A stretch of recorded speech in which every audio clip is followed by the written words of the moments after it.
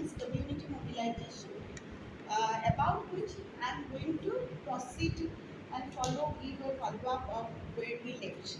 In the last class, we discussed about development, community development, and role of NGOs in development. And from there, we will continue discussing about community mobilization. What is community mobilization, and what are the benefits of community mobilization? There are different long-term and short-term benefits of community mobilization. You also need to know the concept community mobilization, okay, and then the kind of impediments, barrier, challenges which you might face while mobilizing a community is important. So basically, we are going to discuss about the concept, about the benefits and barriers towards community mobilization. Okay, that an NGO representative or a community worker usually face. Okay, and in the second uh, discussion, we will have some key points uh, in terms of establishing an NGO. How will you establish an NGO? So I thought of discussing about the Social Registration Act, which will give you some idea, which about which we are anyhow going to discuss in perhaps maybe in the third quarter of this semester. But I introduced that Societies Registration Act, Trust Act, Companies Act after another 3 classes. So first, community mobilization. The importance of community mobilization and how you understand it. It is about uh, what do you understand by community mobilization before I say. And how the community একগোট কৰা যিটো process, okay, গোটেই কমিউনিটিটো সমাজখনত একগোট কৰা প্ৰচেছটো হৈছে community মোবিলাইজেশ্যন. চ' it is about mobilizing and gathering people as well as the material and economic resources and their cultural resources and try to find the best out of it. So when you talk about the community mobilization, it cannot be possible without participation. We might have passive kind of participation, simply we can attend the meeting, but to achieve that active participation is very difficult. So when we say that the active participation can be possible even through giving and handing over some of the resources, maybe by gas, land, some resources that you have, you can make people mobilize.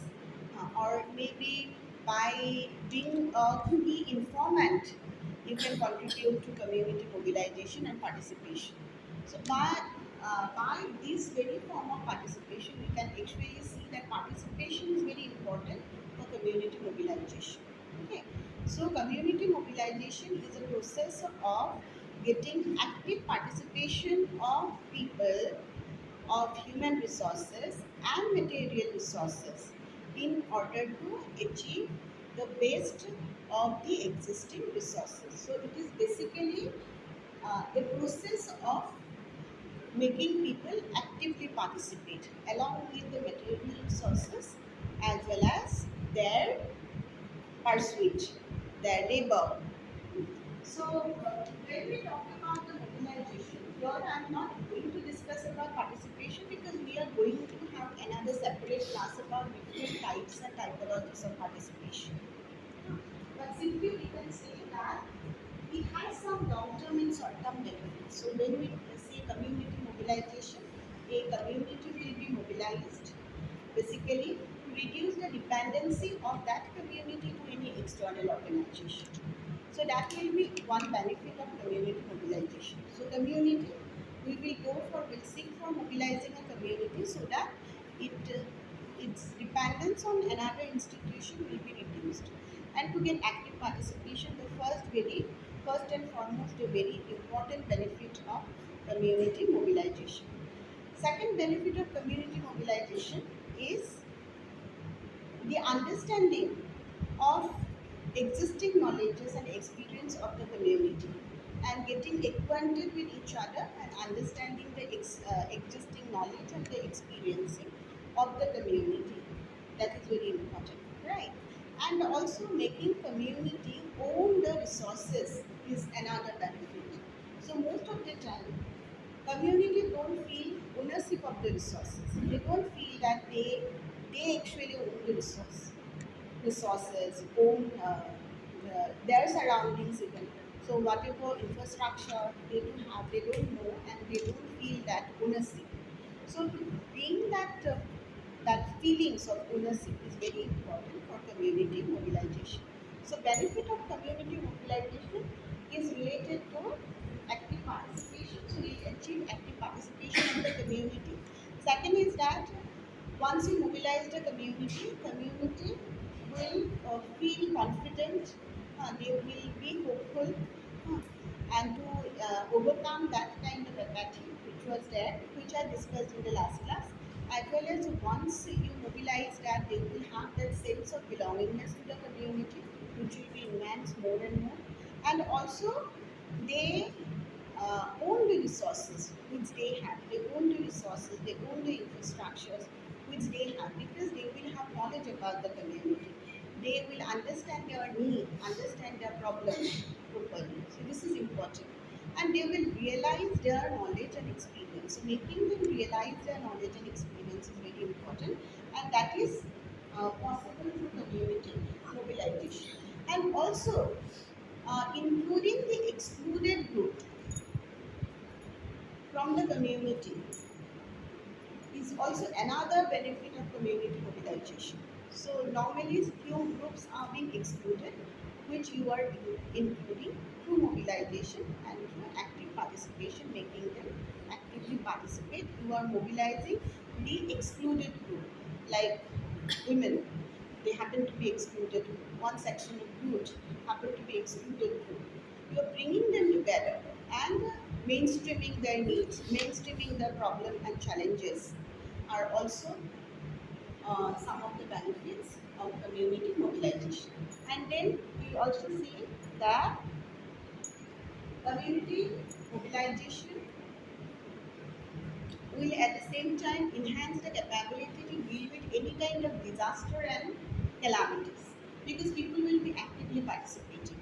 So when we talk about this community mobilization, this is basically about locality development approach, right? So you as an NGO representative intervene to develop that locality and develop leadership in a community. So the key focus of community mobilization is to develop local leadership. So you need to find out the efficient member of the community who can lead the group, and then you train him more, train him further to develop further capacity. Like some type of capacity will be required.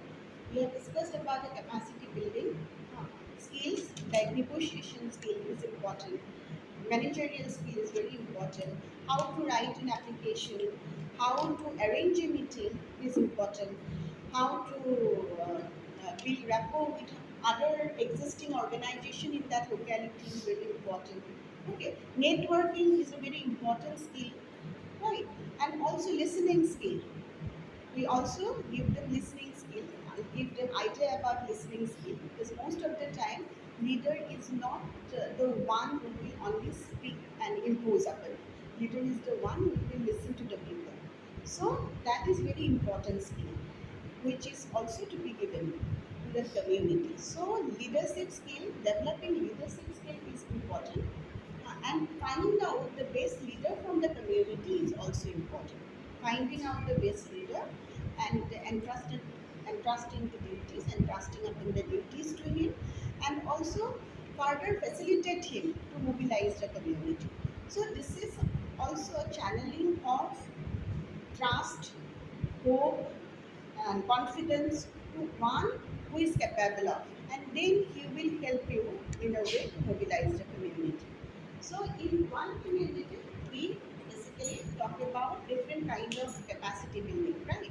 We also have experiential type of training when we train a community practically as well as theoretically. Once a community exposed to certain theory, it will be easier for them to even apply in a practical setting. So we employ the same pedagogy that we employ in the classroom also in experiential setting. Once we give them theoretical knowledge, we want to be applied in practical field, in internship. So you can have better justification of those theories in practical field, right? When you apply it. So you're in practical setting. So the same experiential training is to be given along with vocational training, which will be the practical need at the same time to generate income earning opportunities within that community. It is important to generate income earning opportunities to employment generation related activities. So in community mobilization, so we actually discussed the benefit. There are multiple benefits, and developing local leadership is very, very important. And building hope, building confidence, reduce dependency on external organization. So you can write down the point. Reducing the dependence of external organization. Be very competent to deal with any kind of disaster and calamity. Huh. And actively participate to deal with disaster calamity is very important. So when community is not active, so you will see that you will definitely fall back to deal with any kind of emergency related situation. And apart from it, making the people, making the excluded one participate and included and mainstreaming them is also very important. Now you see in community mobilization, suppose how we will go for mobilizing the community. There is a process of mobilizing the community. So first, you need to understand the community. This is called the preparatory stage. So there are certain stages. The very first stage is the very pre-priority stage. In the preparatory stage, preliminary stage, you basically prepare yourself to understand the community. So you walk in, you simply walk in, make a transit walk, and you talk to some of the key informants, and you will also gather information about the community from secondary resources, from the known one, from the acquainted one. And it's important from building a community, from mobilizing a community. So you will get information about the community from newspaper, from other secondary sources, from the acquainted one who acquainted in the sense who have already experienced about that community. When that community have some idea about the existing resources.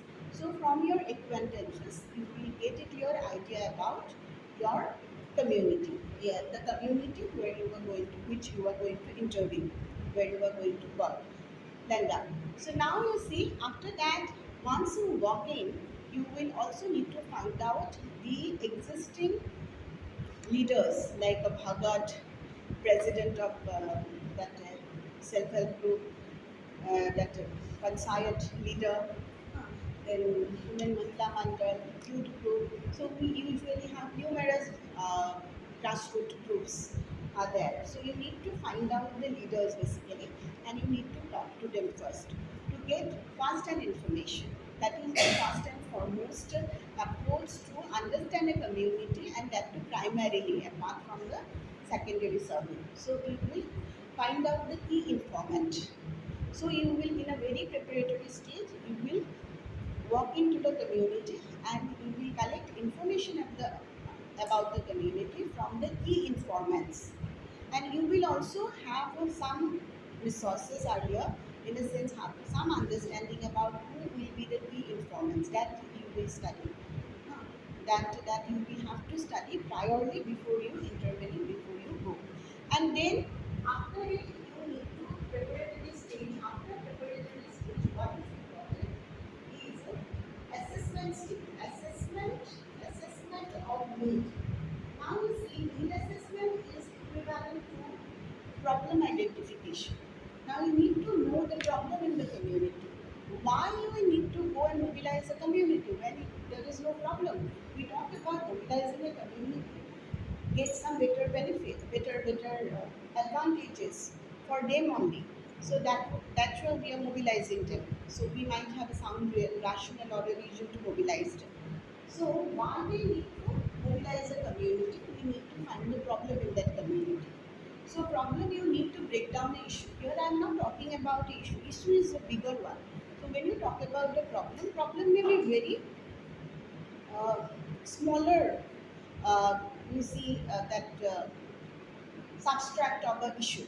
So one issue is broken down into problem. Okay, so you can have a problem related to drinking water, problem related to lack of women's participation in village group, no women organization. You may have problem related to religious class in that particular community. So you have studied the problem. That problem is related to like communal violence or religious attacks, problem related to you see that lack of drinking water, problem related to lack of toilet facilities in that locality. So you need to study the problem. So you need to get it out, break the problem, break the issue into problem. Issues will be bigger, but when we say problem, we need to address the problem. So magnanimity of the problem we have to be studied. The nature of the problem, magnanimity of the problem, the scope of the problem, how long the problem is lasting. You see the duration of the problem is lasting.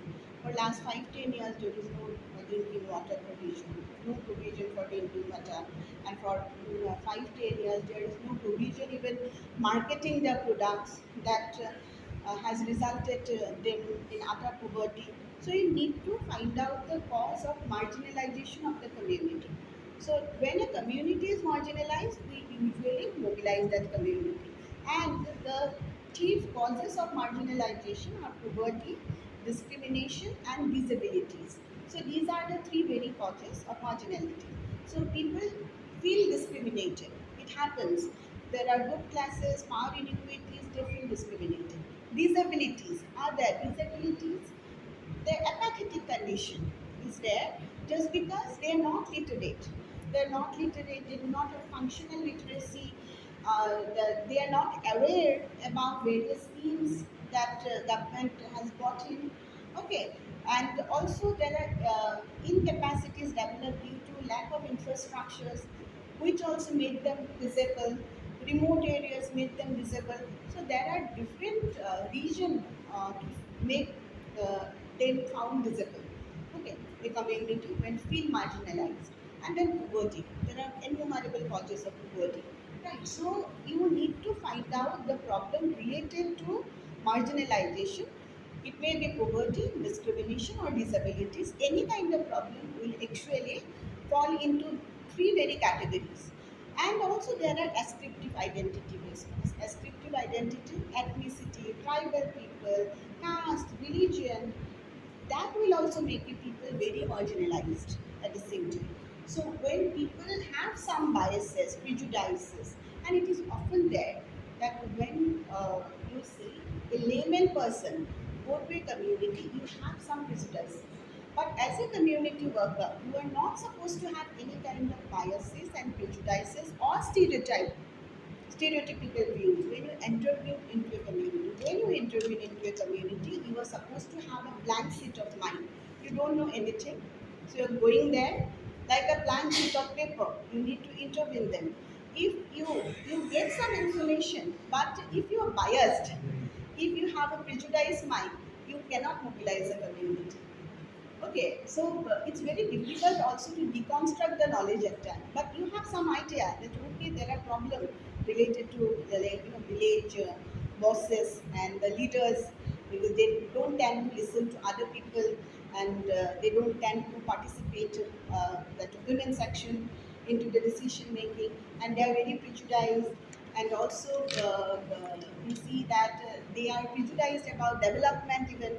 Okay, so you have some ideas, but now when you enter, no, you simply you make yourself free from all the kind of judgments that you have made, you have come across. Okay, so that you can actually intervene objectively. Now you see in the assessment of need, this is the second stage, and here you need to have idea about the need. So you might go to household. You can have a household survey. You can visit the household. You find out the need. But this is not possible when a village is that is a village of say more than 40 household, like 150 household. It's a big village. okay, like good number of inhabitants are there in that village. So in that case, it is not possible for you to also go to each household and find out the need.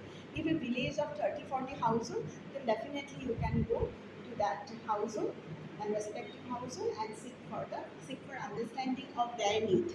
Huh. So you ask their need, so you can list out the needs.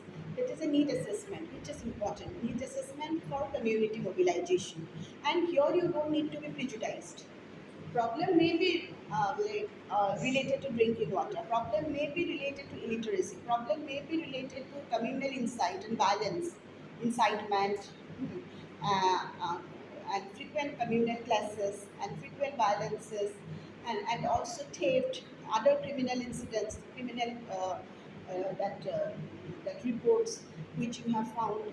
There might be or lack of apathy, okay, murder, killings, etc., etc. Problem may be there, but that is not the need, right? That is a problem. So you need to identify the need first. So you go to its household and you need to identify that what is the need, what is their need. Many a time they may not even come up with the need. क्या चाहिए? हाँ ration चाहिए हमें. So that's what. हमें ration चाहिए, हमें कपड़ा चाहिए, मकान चाहिए, because they will definitely tell you about the basic things. हाँ, they will not tell you beyond that. लेकिन हाँ, when you when you spend time with them, interact with them for a couple of times, you will get to understand their need. So assessment of the need will be the second stage. In the first stage, you will have to walk in, define the target area where you will intervene. Right. In the very early stage, the target area will be defined, the target community will be defined. Then you walk in, and the informants will be defined. Then in the second stage, you will be defining the need now. So you will find out the need, defining the need, and then you will also decide the method that you will employ. The participator who will employ the kind of method that you will employ, you will decide after you assess the needs. Now you see, after the assessment of the need, you will structuring the organization. Now you know the need now. They would have problem related to drinking water. You see, there is a drought for a couple of years, and there are some ponds and water sources which are 5 kilometers, 10 kilometers away from the household, and women. A woman in a household has to go to that like 5 10 kilometers to fetch water, and it's a very big headache for them. And there is no sanitation, no proper toilet facilities available. And also, you will find that their point of views, their opinions are not taken care of. And they are often being beaten and they are often being harassed. Okay, and most of the women are victim of domestic harassment or violence. You also see that there are male members in that family. They are into that erect consumption. Okay, they're into alcohol consumptions, and they usually spend all their money in alcohol. So these are the problems they have set, and they see that it is their need to even have some guidance to their male folk. That is that need is to give proper guidance and make them understand their problem. Okay, the need is to make their voices heard. Okay, that might be one need. Their need is to get drinking water facilities at ease or at a nearer distance. That might be need. Their need is to have toilet facilities, even in the cultivation areas, in the field where crop and all are grows, crop ready are grows. And a toilet facility, it is important because during summer when crop are being cut, they could not even go and toilet there. That was also another thing. Just lack of toilet facilities make them go to the battlefield and do that stuff there. But during summer they could not do it because and that has been a nightmare kind of stuff for them because there is no toilet facilities. So having proper sanitation and toilet facilities for even women folk as well as male folk is also a need. So you will list out the need. And then what you will categorize the need in the assessment. After you listing out the need, you will categorize need, how you would serve their need even through Optimize utilization of resources. That means less use of resources. You don't have to use more material resources, more social resources. So two, three needs could be addressed at one go. Like that way, you need to plan it out. Then you need to structure organization, which is important. Structure organization. Structure organization is basically having proper understanding about the existing organization, and here basically you develop the leadership qualities. You are not the leader here. In community mobilization, you will not be the leader. You will be the observer and you will be the facilitator. And you are also supposed to have certain skill. Humor skill is very important. Listening skill is very important. Okay. Uh, Being very honest and humble is important. Okay. And also having patience is very, very important. Hmm. Because you are going to intervene here. You will be observing them. You will facilitate them. So, what is important is structuring our organization, and that is developing the leadership capacities. So, find out the group, existing group. You see that groups are there, or even that after like 3 4 months it become inactive. So, find out the reason of become inactive because they could not participate, could not give time beyond their personal and business work they are into, and now you will go for revamping the groups. Okay, and through this organization, you will, as I have already told you, you will calculate the benefit. Okay, so benefit will be calculated after structuring organization. You will have in this stage what you will have is capacity building. As I have already discussed about these two stages, right? Structuring organization and capacity building. Capacity building. So capacity building, and after this you will have monitoring. Capacity building, once you build the capacity, some of the needs are also being delivered, then you will be monitoring. Monitoring, you will be monitoring. So basically keep a record of activities. When I say monitoring, you will keep a record of activities that you have conducted and the structures and organization have conducted. Structuring of organization, maybe a small group you can create. Hmm. Within women, you can have separate age group. From you say that 12 to even 20 or 12 to 18, there is a separate group because in villages you see often girl become matured early, so you can form a group with those very girls 12 to 18 and then 18 to 25, like that way you can have separate group and you can address their needs segment wise. Okay, and segment wise addressing their need, but at the same time you will also uh, ensure that the benefits which will be delivered will be equitable for all, but not necessarily each and every group will come and participate in meeting and so.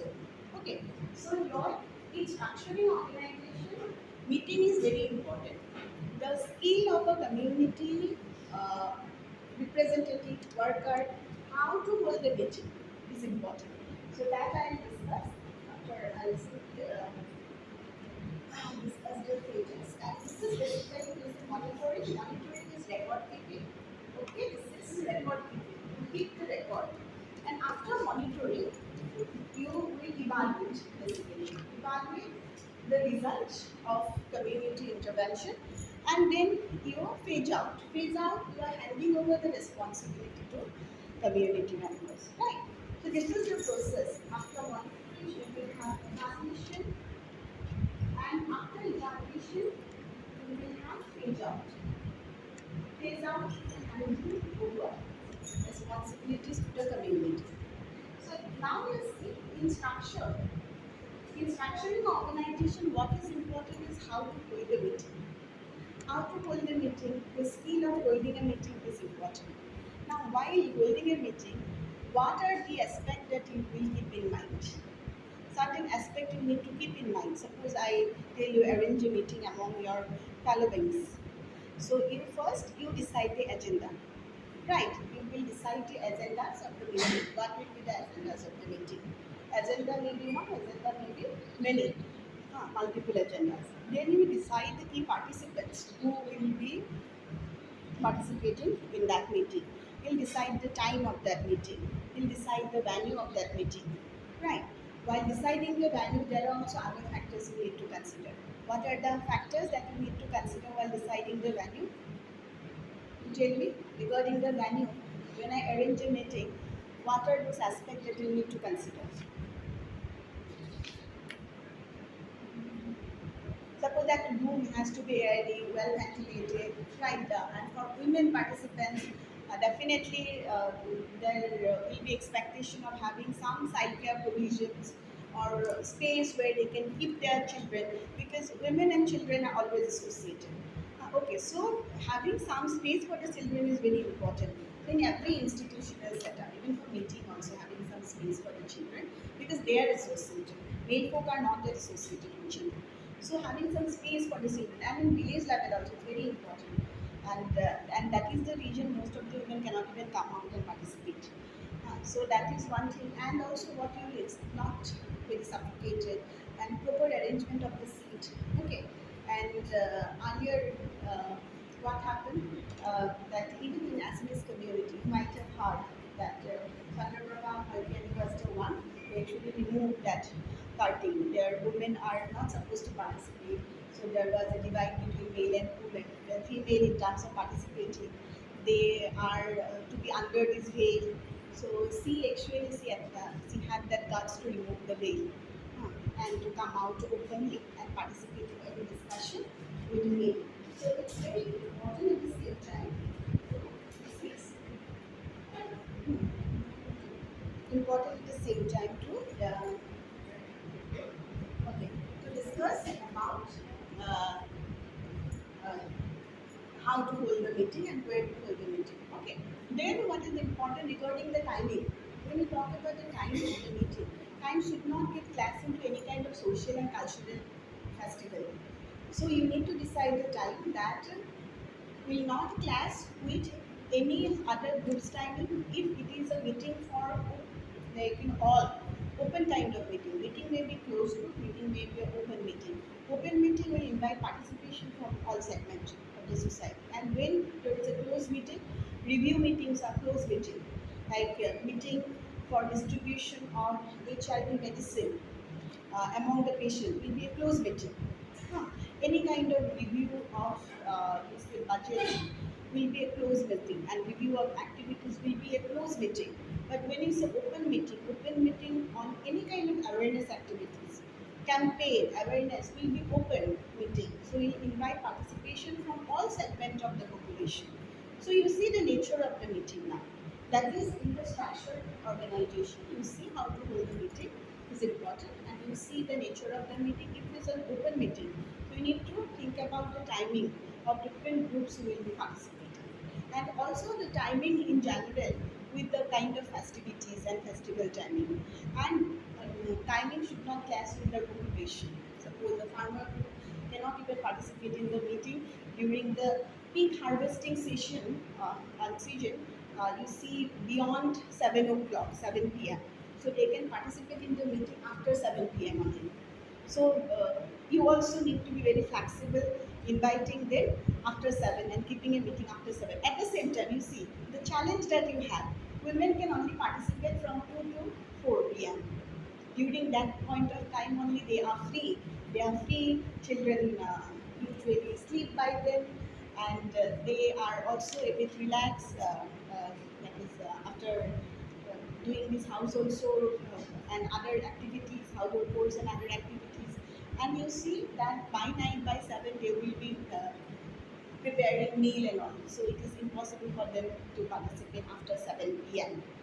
So there are timing classes which are there, and that is a challenge for a community worker and NGO representative when holding the meeting. So timing.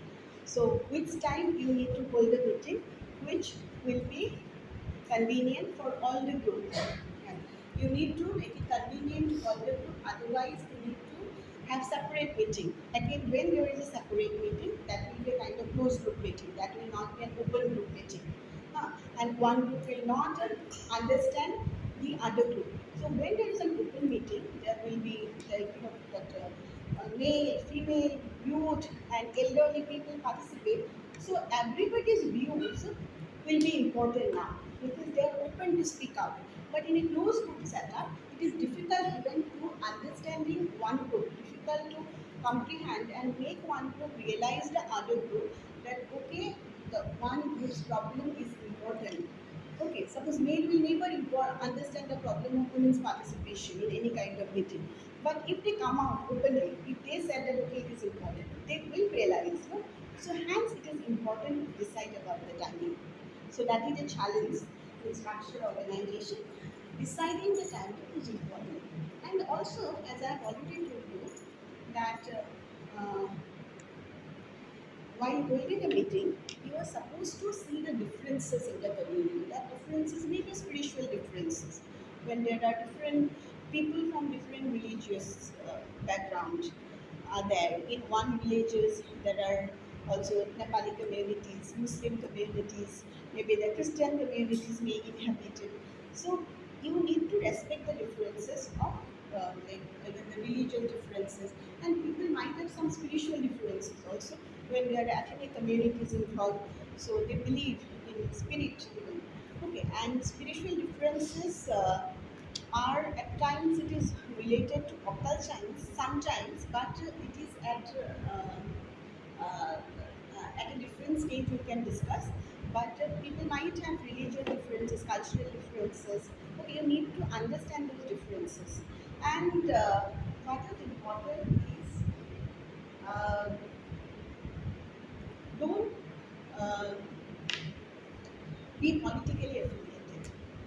While intervening a community and holding a meeting, it is important also not to have any kind of political affiliation. Okay, so you be neutral because it is about community's good. Huh. So if you bring in one community's affiliation, it will be it will be problematic for you as well as for the community because it will be amount to a kind of propaganda that you are spreading. So free from any kind of political affiliation while entering into the group and also holding the meeting is important. We need political will. We need political will to address any problem, but that will come later on. That will come later on when we need to get and mobilize some resources. But here, when we talk about mobilizing material resources different. When you think about mobilizing the human resources, so you need to free yourself from political affiliation. People might have different point of view regarding political affiliation. Even without having any political affiliation, you cannot have any kind of perspective. You cannot have any opinion. People tend to have that kind of belief system. No, you can be neutral also and you can achieve the best. This is also important. You can be neutral to political point of views. You can achieve the best. But neutrality doesn't mean political apathy. Neutrality means you have knowledge of politics, but you thing is that you involve yourself in a different way. You know when and how to involve in those political activities. So neutrality doesn't mean a political apathy. Apathy is a kind of shy away with all the kinds of political discussion. You don't know what is happening in the country and you don't have any attention also. What you need is about the latest technologies, any latest ways, and that kind of information you need, or you are always into this conjunction drive. That is a kind of political apathy we have. But if you have understanding about what is happening in the society, but still you think that okay, if I don't participate, then also things will be similar or things will not change. That is a neutrality, not an apathy. But the thing is that you involve yourself differently. There are different stages of participation. So political being not being political affiliated, having not having any kind of political affiliation is also important for structuring organization. Then you see, okay,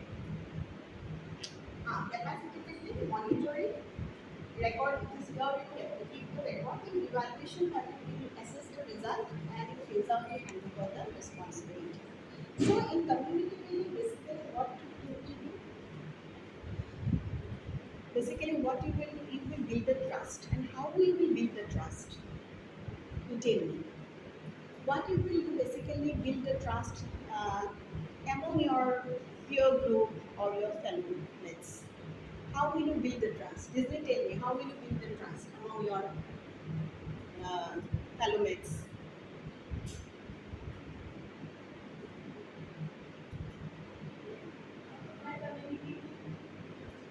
By communicating, this is fine. Apart from that, yeah. Sharing things, Huh? sharing things or feelings, Sharing, feelings. sharing feelings. Not necessarily each and everyone will respect your feelings. So building trust. Trust. How will you build trust? Trust building is not about sharing. Trust building is about listening to people. You listening to people and consider their point of view. Okay, this is the trust building. The first thing is you will listen to people and consider each one's point of view. Because you see, your role here is also a negotiator and also a conflict manager. You are supposed to manage the conflict. Huh. So you need to have multiple roles: facilitator, conflict manager, negotiator, mediator, arbitrator, so whatever. So many roles you need to play at a time. So here to listen to people and consider each one's point of view is one first step to build trust. And second is be transparent about the information which you are sharing. So information which you are sharing is not supposed to be that private. So you are sharing that information not only to a group of people, but sharing that information to all. Openly you are sharing that information is to make it transparent. It's important. Transparent it is for all. This information is for all. So transparency in sharing the information. If you are segmentized population because of the classes, inherent classes within the group, then also you share the information to all the member of that segment. Okay, so this is very important to build the trust. Sharing the information transparently. So suppose you are sharing information only with Nikita, not with them. How will you build trust? So sharing information with all six of you. Because you are of the same group. This is important. And second is that sharing the finances transparently is very important. Whatever finance that you have and any kind of activities which you have conducted, money and expenses incurred, you need to transparently showcase to the community. Like that's how I have used the money and utilized the money. This is very important to build the trust. So basically, we usually see that the three way you can build the trust, and you might also face problem related to participation in community mobilization in trust building. The problem might come and challenges might come in terms of community mobilization and participation, which are concerning to you see odd timing, um, concerning to language barrier, concerning to cultural diversities, right? And also, you see, the kind of challenges that you may face with regard to community mobilization when people will not participate. You sit down. Tell me. Language barrier. Sorry? Language barrier. Language barrier. Yeah, language barrier is one. Cultural Cultural barriers. also the Yeah. community unity necessity Acha, unity नहीं होता है. Yeah, Creative difference, yeah. creative difference, Sorry? creative difference, creative creative difference. Differences in the community.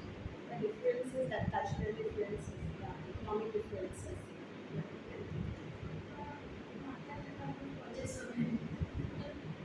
Knowledge there, knowledge there. Knowledge. Yeah. Knowledge. Okay. So when you talk about the differential further, so first we actually see there is a knowledge gap, and that happens to be one very important challenge. Knowledge gap. Knowledge gap is there, and so how will you address the knowledge gap? Through capacity building, right? And that may be hindrance to community participation, right? Cultural differences that you have mentioned, cultural differences, economic differences, that will also hinder their participation. As you see, that is suppose in a village, usually women will not participate. They are always under the way because men think that women and female are supposed to be in the household only. They should confine themselves in the household premises. So that is also cultural differences, the norm, existing norm. And in that case, what will you do? Okay, I'll share one incident I found in a book. Suppose what happened in a village was suffering from drought. A village was suffering from drought for too many years. Okay, then an NGO came and made a survey, come to learn about the problem related to drinking water. So, what they did, they along with some of the key informant and the leaders, they build a well in that village. Okay. Then they also organize a function on the inauguration of that well. And they also put the invitation to its key group of the villages. And on the very day of the function, we found that except those key informants, nobody come and participate in the function. Uh, So, what is the reason, and what could be the reason behind it? So they are doing it for greater interest only. NGO has constructed a well in the village which has been suffering from drought and even scarcity of drinking water for long. They are doing something for the village only, but nobody has participated except those key informants with the help of which NGO has taken that task and completed that task of constructing the well. Now, what might be the reason of non-participation? Tell me.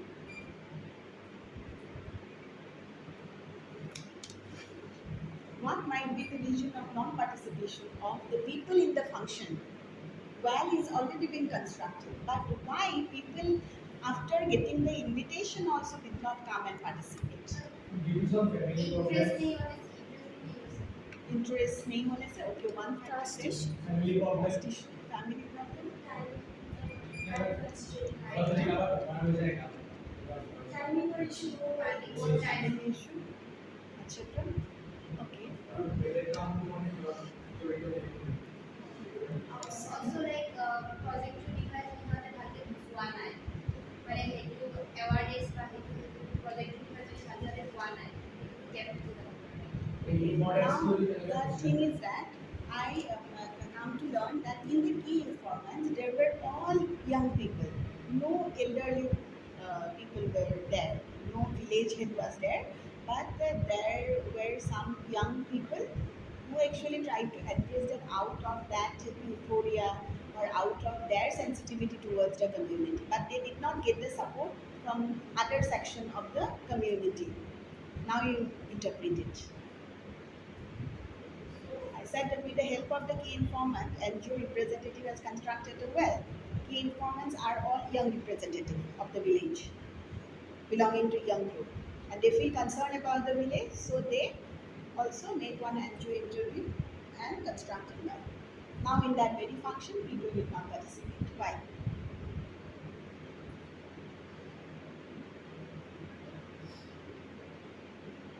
Because they did not give permission to the elderly people of the village.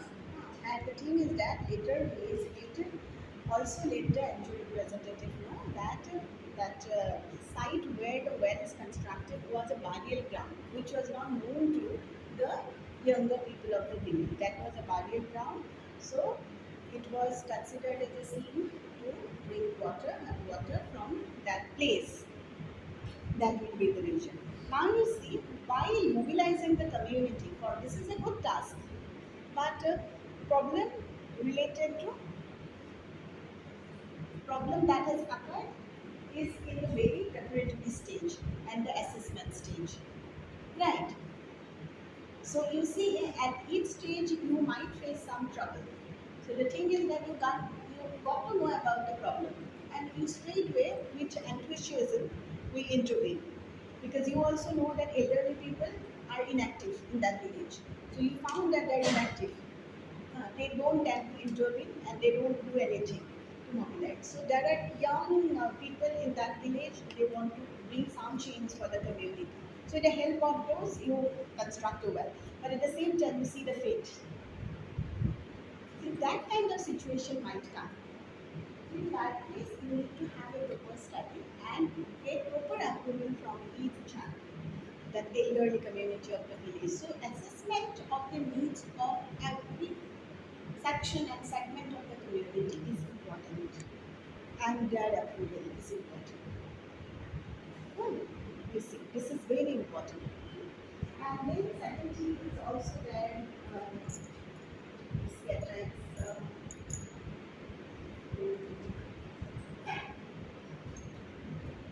okay, come to now. You finish it.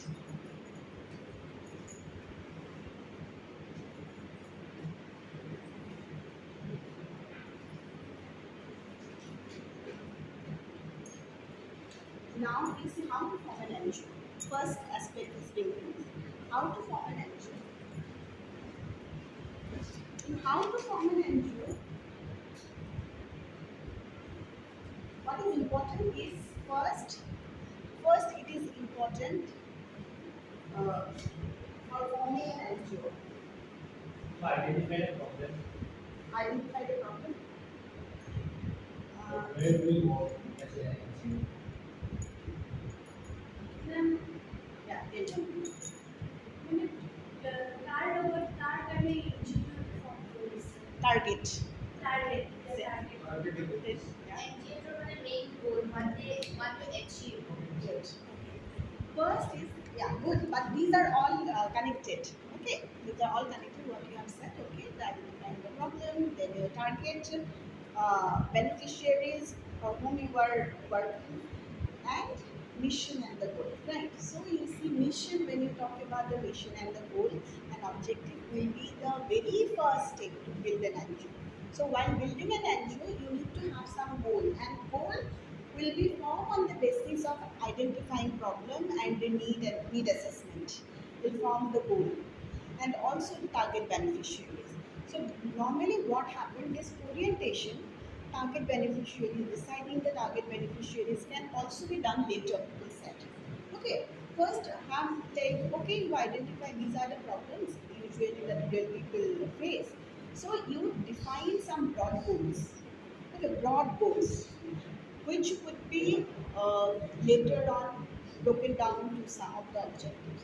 Define some broad goals are very important. You define goals and structuring the goal that is based upon your investment over the years with the community, and also about your knowledge and experience, your knowledge, textbook knowledge, as well as field knowledge, field experience. So you will feel that you need to bring some change. And commitment is very important. Goal commitment will go parallelly. So you have to have a mission to achieve something and accordingly decide the goal that is defined. Second is the registering of this NGO is important. And before, let me tell you, registering in the sense that will come later. And in the registration process, what will involve is to um, adopt the article of incorporation and also adopt bylaws. These are the two important aspects of making building an NGO. First, you have a mission statement and the goal. Based on that, you will write now article of incorporation. Some of the article of incorporation which will define the location of the NGO. So decide where it will be located, decide the member of the organization, how many members will be involved, and also about their extent of personal liabilities, which is important. Personal liabilities of the members which will be involved in the NGO. And also, is there any capital stock that you have beforehand. Normally, NGO doesn't have a capital stock involved. And at last, you will also have an understanding of the vision statement. So, in incorporation, article of incorporation, normally you can take help of legal expert. So here you see, after you decide the mission, so you can also consult a lawyer who can give you some of the legal assistance, and it is usually very expensive to get legal assistance. So inexpensive legal assistance you are supposed to get. Suppose if you are a member of board, okay, let me tell you. I'll jot down some of the points only. First is mission statement, right? Or goal. Mission statement. Second is forming board of directors. Board of directors. Third, after board of directors, third will be law, lawyers expertise. Wait, lawyers expertise. It's very difficult.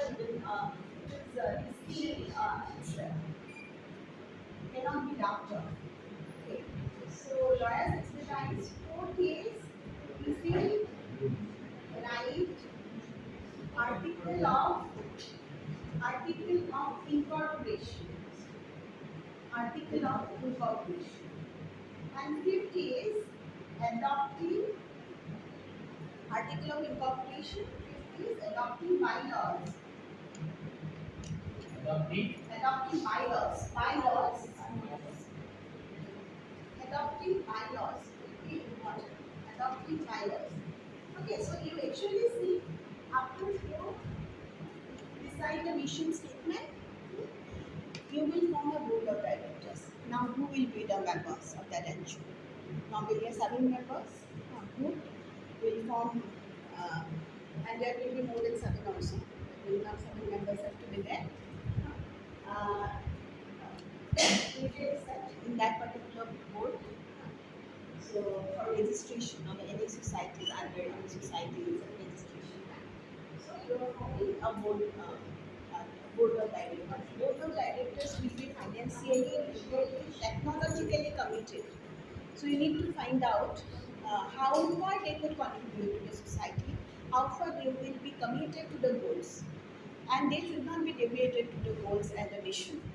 Okay, and you should not have any barriers to organizational growth at this point of time. Each of them, each of the members of the board and directors are supposed to be legally committed, technologically committed, financially committed to the goal of the organization. Okay. Then third will be lawyers' expertise or legal expertise, which will be required. Legal expertise, it is important even to deal with the tax issues, to deal with filing a report, to deal with securing that organization NGOs or ensuring that NGOs. Okay. To also deal with with an article of incorporation, to write that article of incorporation. Okay, so you need some legal expertise. It help you with tax issues, help you with ensuring that NGO, help you have some security of that NGO, help you with writing that article of incorporation, and also about bylaws, writing the bylaws, help you with filing a report. So you need legal assistance, and uh, you need to find out some inexpensive legal assistance. So definitely, as a board member, you will try to find out your contacts, utilize your contacts to get that uh, inexpensive legal uh, assistance, or there are some legal assistance programs which are also available. We will try to avail that legal assistance program for the voluntary group and avail that expertise of lawyer. So lawyer will be required for whosoever is in your contact. So having a good rapport with the lawyer is must. Then second is right article of incorporation is important. Article of incorporation, when you say, it is about, as I have told you, it is not about the structures, but it is about the organization basically. So bylaws will be some of the self-imposed rules and structures and power, but in article of incorporation will consist of the name of the organization, location of the organization, uh, number of members which will be involved, personal liability of the members, that is important, and also the capital, stock of capital of that organization. So you need to write that articles of incorporation, which is important. And then you need to write bylaws. In the bylaws, it will also structure that organization, give power and duties to each and every member and employees, and official duties will be mentioned there. Apart from that, we'll also see uh, it will also be, mention the structure of the meeting, structure of the board, and duration of the members, and also the duration of the NGO. For how long it will be working is important. For how long it will be working in an area is very important. Or not in an area. Basically, there has to have a expiry date for an NGO also. For how long you will be in service, basically. That is very important, which is usually there in in bylaws. And also we see that structuring of the duties to its member, board member, and also employees are there in the bylaws. And structuring of the meetings, structuring of the boards will be there in the bylaws. Okay. And function of each member will be there in the bylaws. So basically, it is a self-imposed regulation, rules and regulations. So when you discuss about the Societies Registration Act, you actually need this process. Then it will be easier for you. Then also there are other uh, bullets to discuss, but that I'll do later on. Okay. So in the next class, we'll be discussing more about how to form an NGO and about Societies Registration Act. Hmm.